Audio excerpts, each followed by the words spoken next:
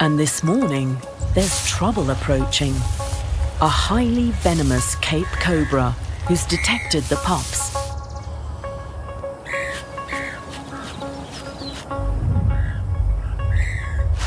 But they can't see him. He's too low to the ground and the same color as the sand.